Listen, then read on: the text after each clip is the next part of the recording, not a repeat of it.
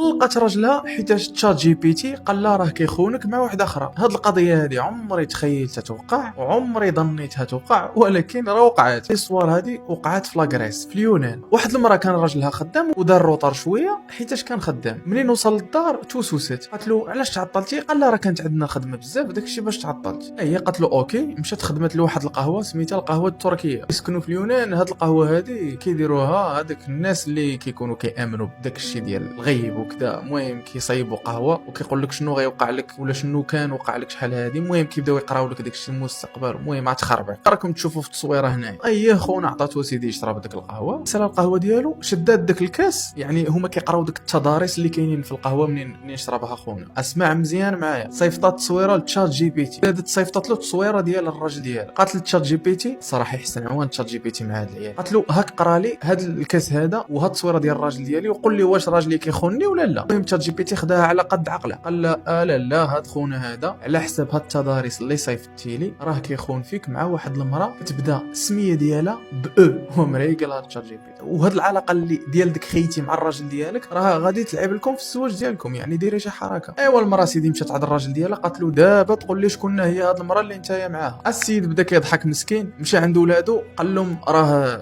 امكم راه بدا كيهرب ليها الفرياخ. شفتو بحال هكا كيضحك، مشات طلبات الطلاق منه ومشات شافت محامي باش تبدا في الاجراءات. اشنو غدير من بعد؟ عطاتو الحوايج ديالو وخرجته من الدار، قالت له صافي سير خرج من الدار. ومشات عند ولادها قالت لهم باللي العلاقه ديال 12 عام اللي كتجمعني مع باكم راه سالات، تعرفوها باللي راه ما كتفلاش. الغد ليه مشات عند محامي وبدات الاجراءات ديال الطلاق. المحامي قال لها شنو الدلائل ديالك باللي راجلك راه يخونك؟ قالت له راه تشات جي بي تي.